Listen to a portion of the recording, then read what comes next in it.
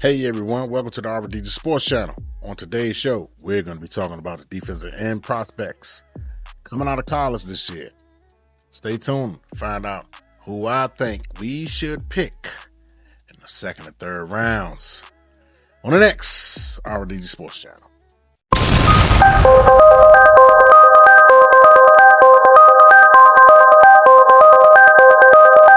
hard and play hard and grind harder just like that. Work hard and play hard and grind hard. I'll be right back.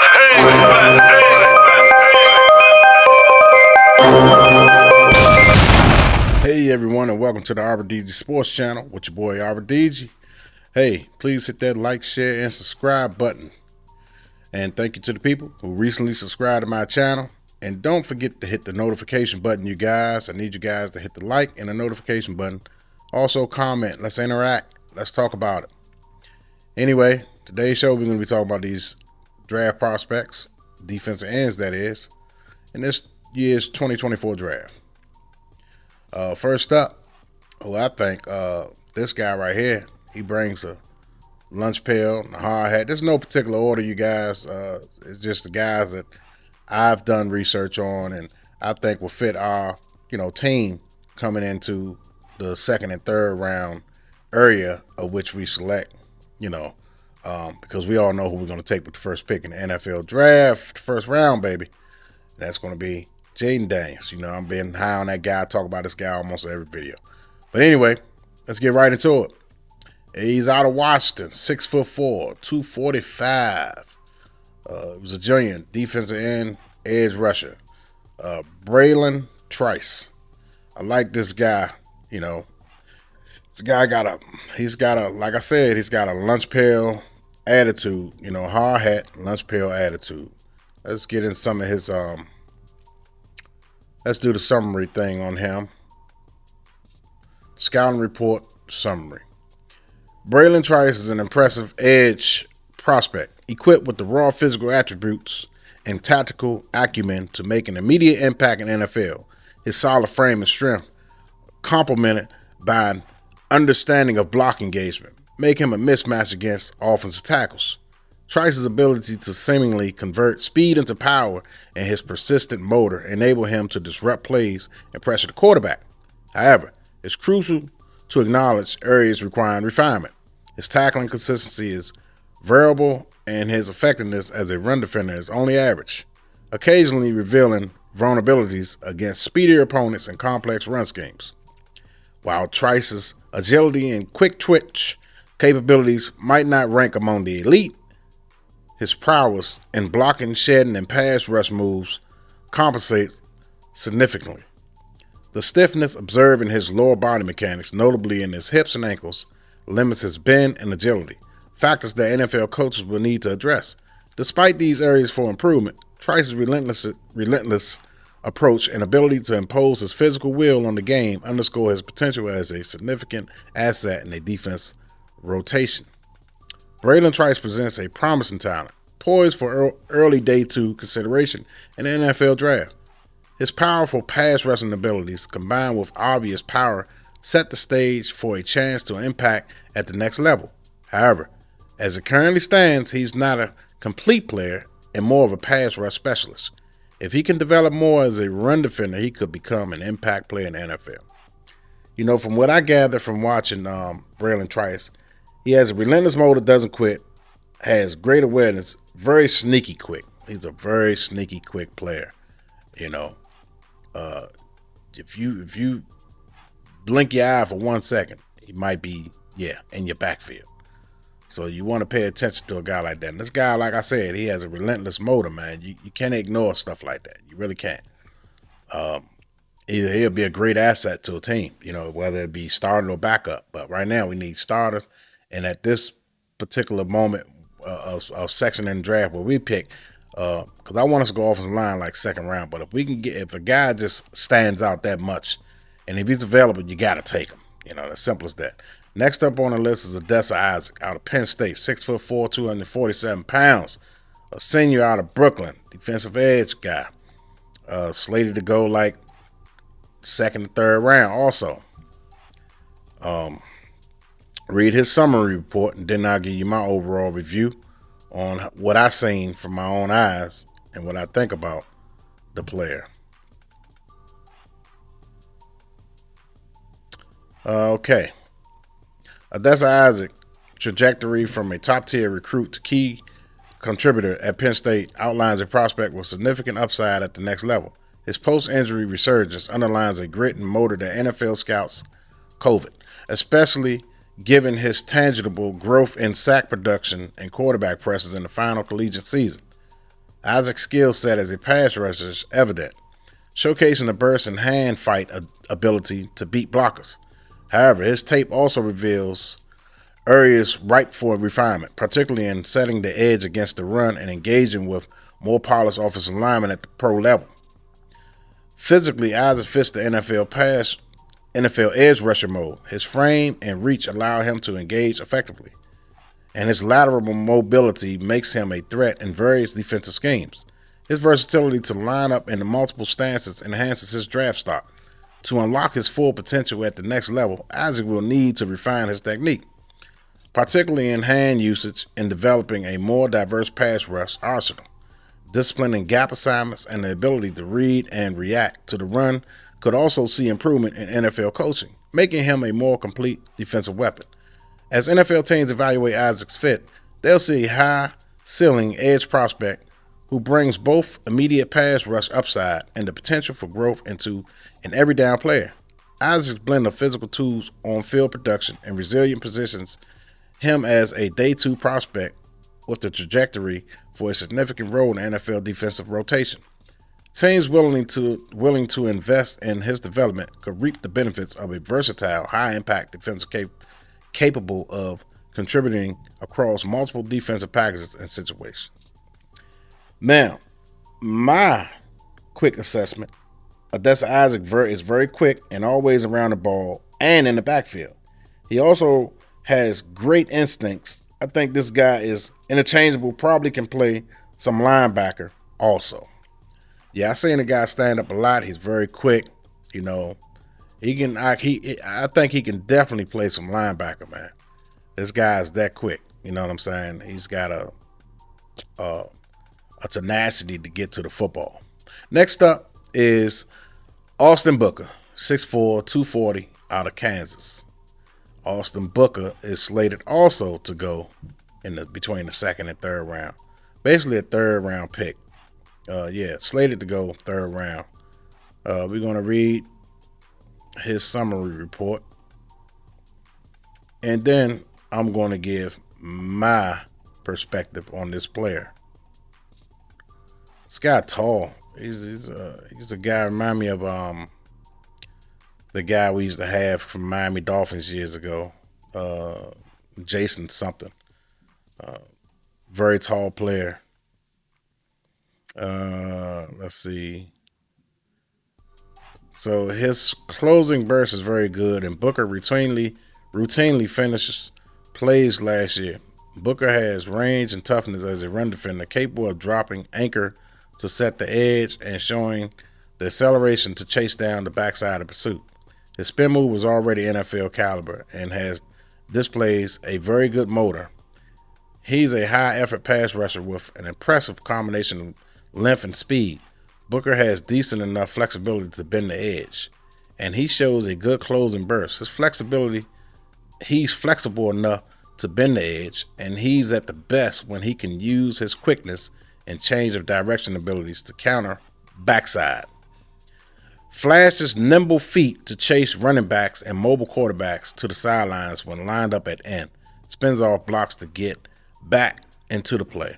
Now, his weaknesses is what I see. Booker is so eager to get upfield that Booker often abandons responsibilities against the run. He might ultimately be asked to bulk up and play with his hands in the dirt. Weighing in less than build combined with his merely decent 40 time at the combine may limit his upside to be considered a top talent. Booker struggles to disengage once blockers get into his chest, and while he can move, he's too often caught up in the wash when working his way down the line. So basically, Booker is more like a project. You know what I'm saying? Not a guy that's ready to plug in and start.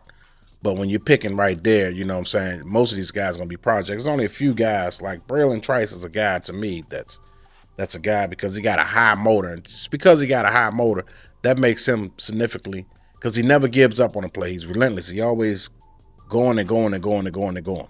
He never quits. He always got his hands around the ball somewhere, somehow. And so a guy like Braylon Trice, I think, is ready. Adewale Isaac, I think he's more so maybe a guy a rotational player right now starting off. He's not an every down player right now, the guy Adewale Isaac. Austin Booker is a project player. Let me see. Austin Booker plays tall with good leverage, plays good against the run on the outside. He also has explosiveness but needs to develop more technique. It's pretty much the same. Without me even reading their scouting reports, it's pretty much the same thing I assess just by looking at them. That's what I came up with. Pretty much what they came up with. Okay. What do we have here? Bear with me, guys. Now, you got a guy by the name of Brandon Dorless out of Oregon. I'm sorry. I said Oregon. Oregon. Let me just move his stuff. Trying to get this stuff prepared for you guys. Brandon Dorless, 6'3", 283 pounds, but I thought he was 293, but they got him listed here as 283 pounds, so we're going to roll with that. Pretty much a day 2 guy, third round, projected to go in the third round, which is not surprising. Okay. Now, Dorless' strengths lie in his physicality and technique. His dense frame and natural leverage allow him to engage and overpower opponents across various alignments, making him a scheme versatile asset. Despite lacking in elite explosiveness, he compensates with effective use of hands, lateral agility, and a relentless motor, traits that enable him to disrupt backfields and occlude passing lanes. His capacity to generate pressure and adapt his game to different defensive roles speaks to a high football IQ and work ethic. However, challenges remain for Dorless as he transitions to the professional level. His high-cut frame and sub-elite bend may limit his effectiveness against the NFL top offensive talent, necessitating refinement in technique and flexibility. Additionally, while his power and motor are assets, Dorless will need to develop a more diverse pass rush arsenal to fully capitalize on his potential. As NFL teams evaluate Dorless, his foundational skills, versatility, and upward trajectory make him a solid prospect, particularly for teams seeking a high-floor, high-character player ready to contribute in a rotational or specialized role from the outset. Now, Brandon Dorless, from my perspective, can play on the interior or exterior and has tenacity, ferociousness, nastiness, strength, and power. If he's still there in the third, you have to get him. No ifs, ands, buts about it. A guy like that, you have to get a guy like that. This guy has tremendous power. You can't ignore that. You gotta, take heed to that. Like I said, I'm not into the good guys anymore. I'm into guys that's going to help this team overcome some of their weaknesses. And last year, we know, because we got rid of Montez Sweat and Chase Young, we know that pass rushing was one of our weakest links. So let's get it right on the pass rusher, this time. Next up, Jonah Ellis, guy 6'2", 248. He's out of Utah. Slender guy, but he plays big. He plays tall. That's what I like about this guy. A third round, second day guy. I like this guy a lot. As a pass rusher, Ellis displays elite traits. His first step quickness and ability to bend the edge make him a nightmare for opposing tackles. He showcases an impressive array of techniques, rip, swim, and effective bull rush that allow him to win consistently on the outside. His motor is nonstop, playing through the whistle on every snap, a trait that scouts drool over. However, it's his football IQ, likely a byproduct of his NFL lineage, that sets him apart, allowing him to diagnose plays quickly and react with precision.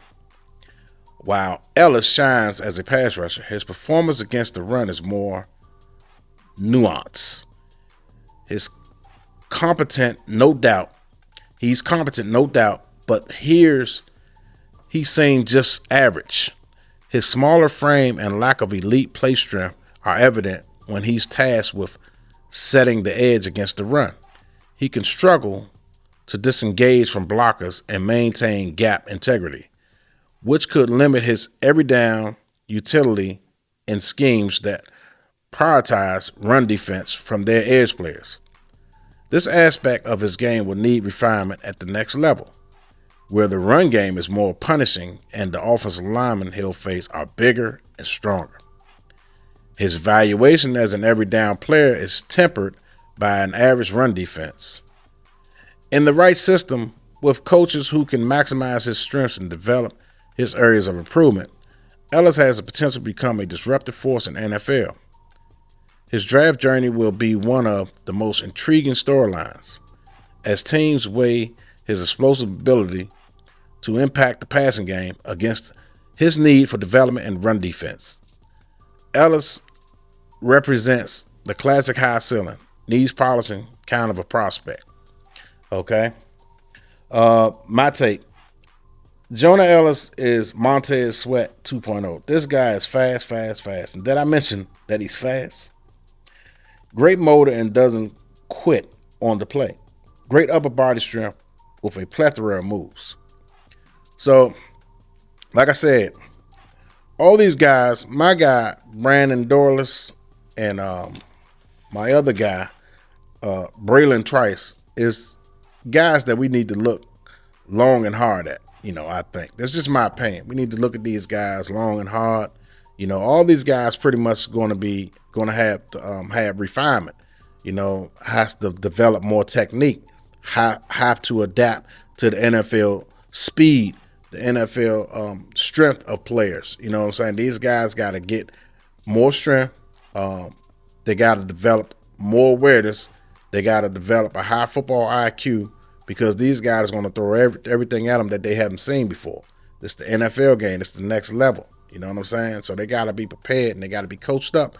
And like I said, we got some good teachers in here that could teach these guys up. Coach them up, teach them up, whatever. I think we got the guys. As long as the player is willing to accept and listen and willing to be coached up, then there shouldn't be no problems, no issues with these guys' learning curve, and perhaps creating some stars out of one of these or two of these guys. We're not going to take all five, but one or two of these guys should be on our draft board.